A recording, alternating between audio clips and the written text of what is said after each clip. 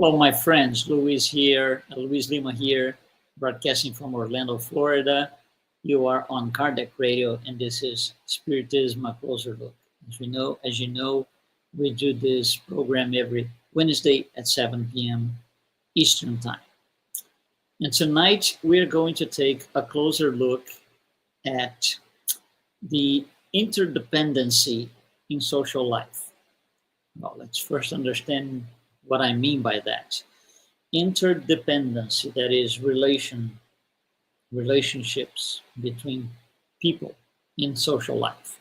So it's about living in a society and having to interact with other people in that society. And that in itself is a challenge. Sometimes you just want to throw it all out and go to a desert island. Not a good idea. We're going to talk about that in a minute. So it's been said over and over again that the purpose of reincarnation or the purpose of a incarnation is to allow us to evolve or to help us to evolve. It's an opportunity that we are given to evolve, to grow morally, spiritually. That said, it means that there are spirits at the bottom of the scale, and some are a little bit more advanced, and some are really on the top of the scale. So we are all somewhere in that scale, and we all evolve. So we are just climbing up towards perfection, which is at the top of the scale. However, that journey is not the same for everyone. It could be faster for some and not so fast for others. It depends on several factors. We've addressed this before in different lives, but it's not really the purpose here today. So if you take a look at the bottom of the scale, what is the bottom of the scale? It's the spirits that are less advanced, okay, morally, spiritually.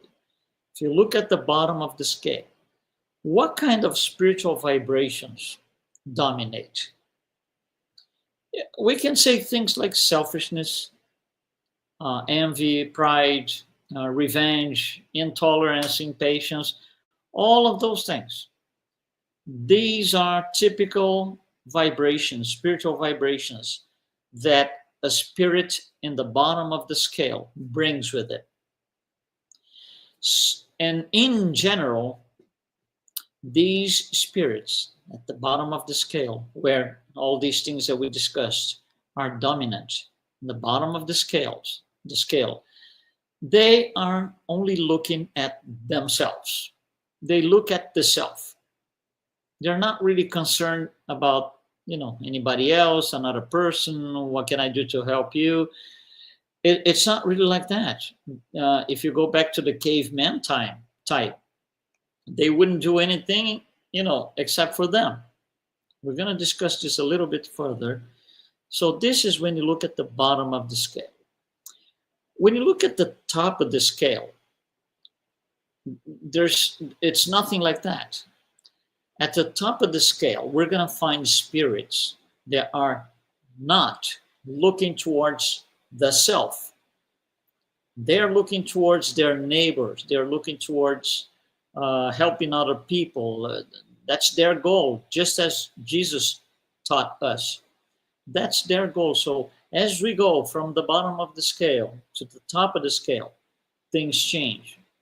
At the top of the scale, again, the actions of those spirits, their actions are like on behalf of other people.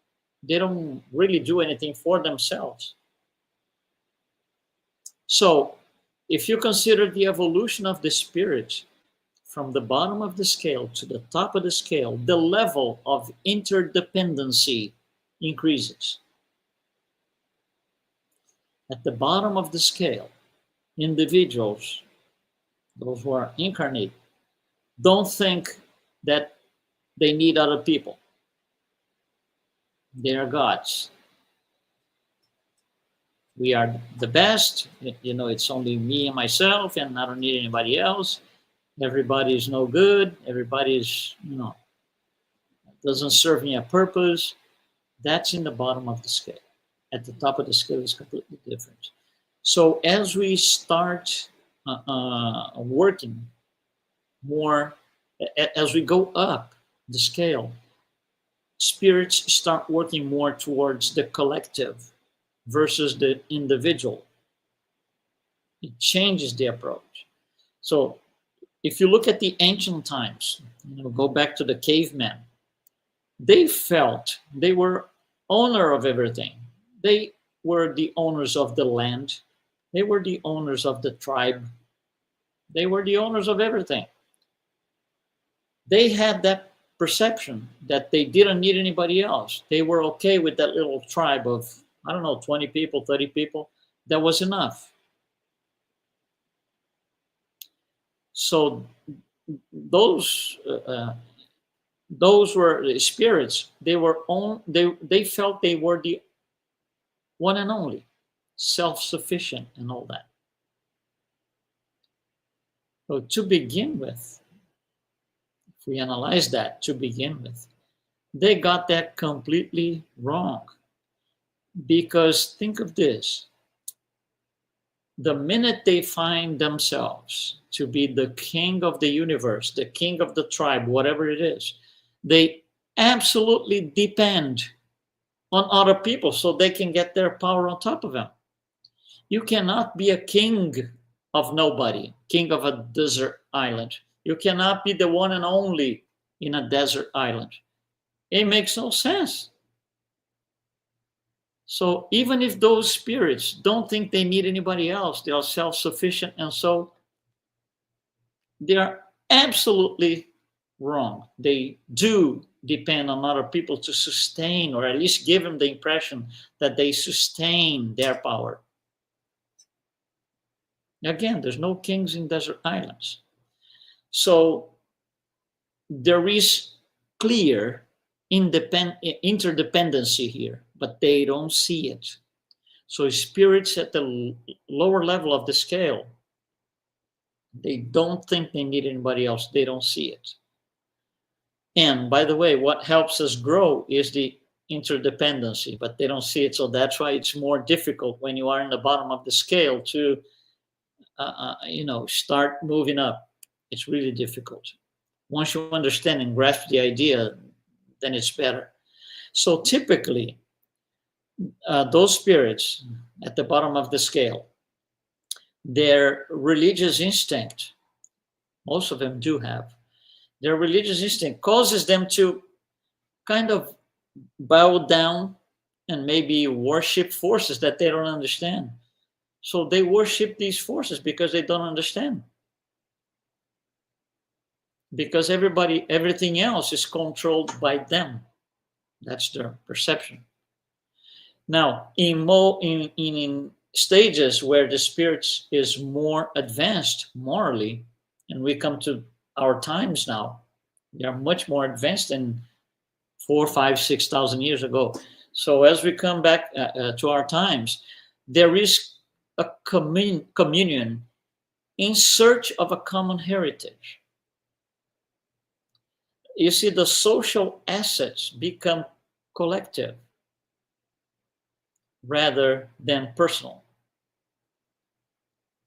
That's why spirits going up the scale, at the top of the scale, or higher up in the scale, they are much more concerned with the neighbors, the person next door, and so on and so on and so, because they think collectively, they think there's a communion in search of this common heritage. It's a different mindset altogether. So the idea of collaborating in a society is their primary goal, which is not the case in the lower part of the scale.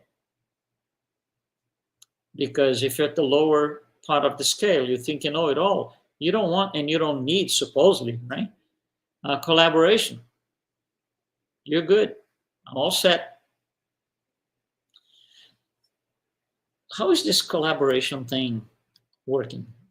This interdependency in our society, coming back to a more modern society like ours. Let me ask you this. Was it ever, did you ever read a book that you liked so much that you said, "Whoa, my God, I should have written something like this"? We did not write a certain book. We did not enact a certain law. We travel in vehicles that we didn't build. We eat fruits that we didn't plant and or harvest. So even if I don't want to see it, I still depend on other people. Otherwise, I wouldn't be reading books, following laws, writing laws, building cars, driving cars, eating plants and fruits and whatever else. Somebody had to do that. Somebody had to prepare, or using a better word, bring their collaboration so that could take place in my life, in your life.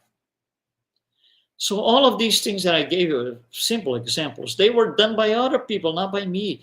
It's their contribution. So we depend on their contribution as a member of the society. That's dependency, or even better, interdependency, which exists whether I like it or not, whether I perceive or not. It is present in our lives. Again, towards the bottom of the scale, it's difficult to see this. As we go up the scale, it becomes, less cloudy. Now, on the other, so these are people who did something to me, like planting fruits and all of the things that we mentioned. Now, on the other hand, you and I, we serve and collaborate with the society, with our work, with our professional life, with our abilities. That's our contribution to that society. So it might sound like a form of natural submission, but no, it's not submission. It's not. From the spiritual point of view, I am collaborating. When I say I, it's us, right? You and I. We are collaborating or producing something. And then automatically we are sustaining those who will benefit from it. For example, the farmer who planted the fruit and whoever harvested, right? They were doing their part in the society, and they were, from the spiritual point of view, sustaining my ability to be alive, because I need to eat. So there is interdependency there everywhere, whether we acknowledge or not. So we do depend on other people, even if they're not in the same location that we are, even if they're not living at the same time that we are. For example, if you read the New Testament, if you read the Spiritist codification, that was written years ago. So I wasn't alive on this life when this was written. Still, it benefits me.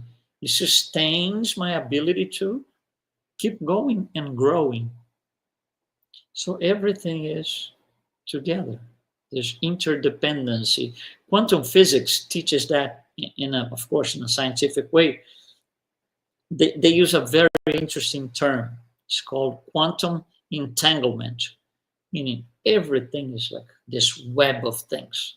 But this is not only physics, it's a universal law. It involves all of us spirits. We are all tangled. Anything that we do has consequences. And that's, Spiritism leaves it very clear to all of us. Anything that you do, you're responsible for. You do something good, you're going to have good things coming your way. You do something evil, you're going to have to offset that. So we serve as we are served. right? From the highest moral perspective, there is no superiority in the sense of, as we know today, like in modern 2025 society. There is no superiority. There is interdependency. I serve now, I served in the past, somebody serves me now, somebody served me in the past. That's how we all grow.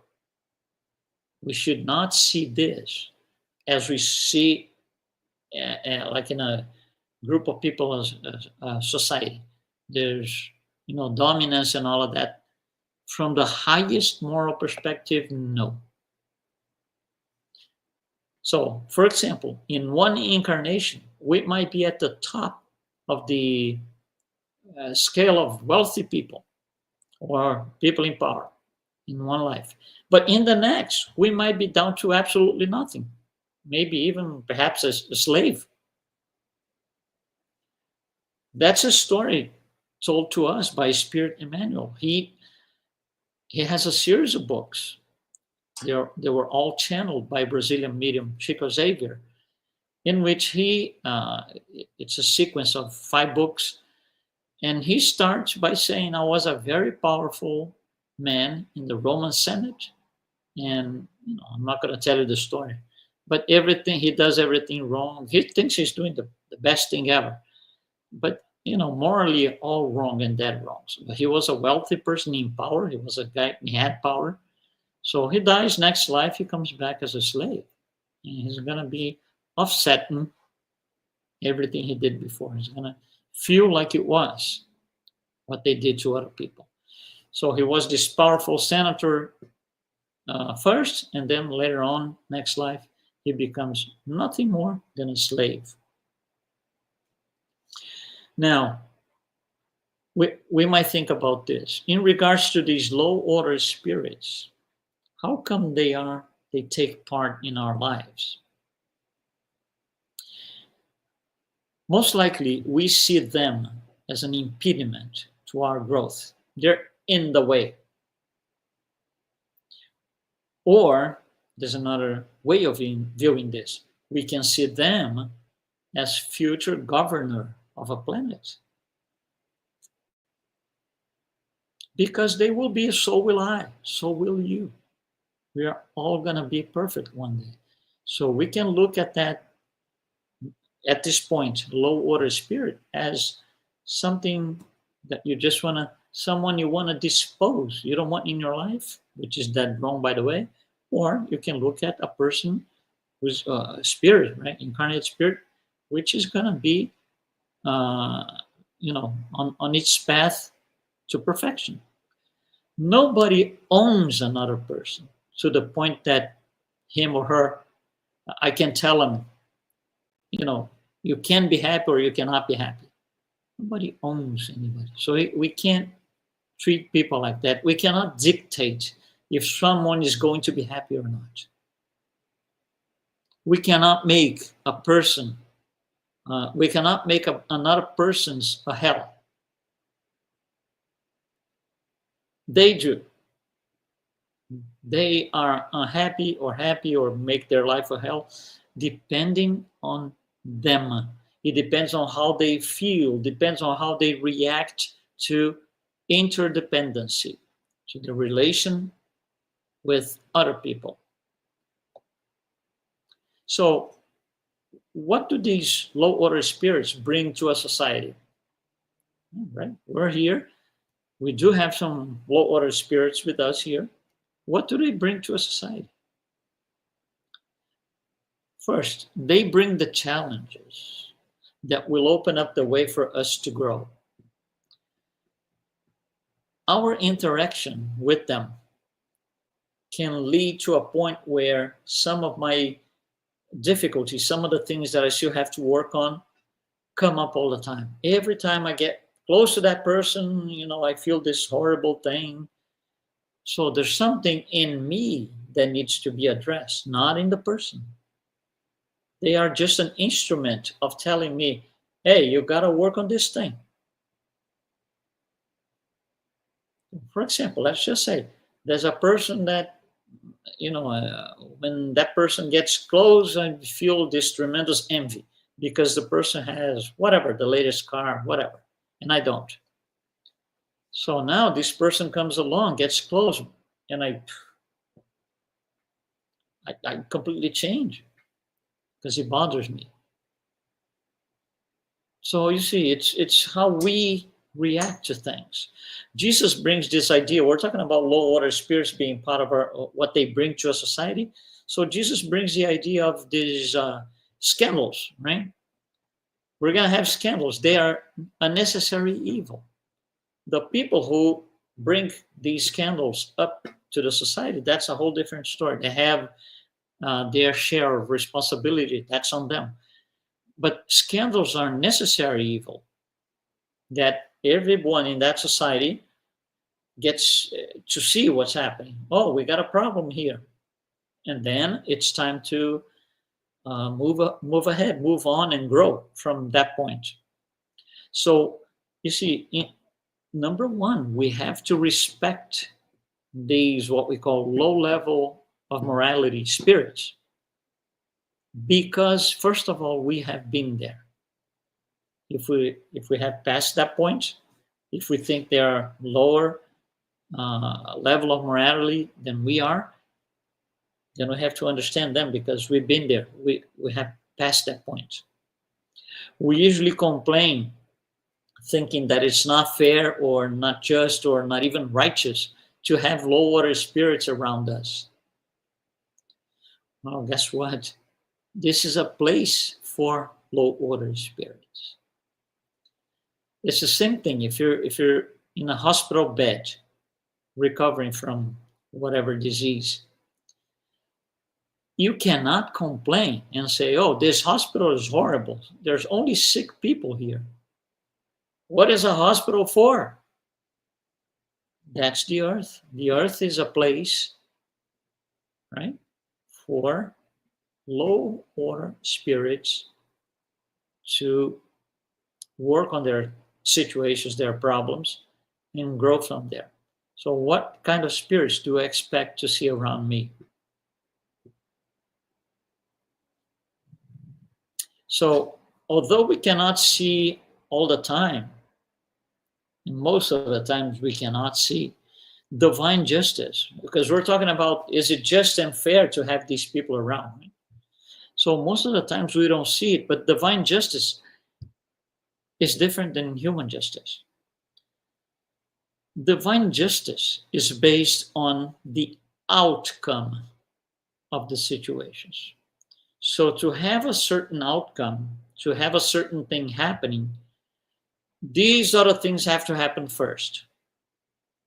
And if you're in the middle of those things, you might think it's unjust. Divine justice is not based on a narrow view of a moment in time, which Emmanuel Spirit, that moment in time, he uses a fantastic expression. He says, it's the manifested cruelty. If you only look at that, don't look at anything else, what comes before that, what were the circumstances, if you don't put into context, you're going to be unjust all the time. That's why we do not understand properly or have a tremendous difficulty to understand divine justice. So we go through this living in this society, trying to collaborate. And again, how much do we care for others, right? Or are we still in the very bottom of the scale, collaborating with the self? Our merit in this life is proportional to how much we collaborate in the society, how much work we do for the collective. That merit is an important component in achieving our own happiness. There's no possibility for happiness without interdependency. A desert island does not make anyone happy. At the end, happiness is a byproduct of making other people happy. We have the opportunity to make other people happy, starting with our close family and friends, the close ones. Thank you very much for joining us on this program, Interdependency in Social Life. Spiritism, a closer look. We'll come back next Wednesday at 7 p.m. Eastern Time, right here on Kardec Radio. Thanks so much, and I'll see you next week.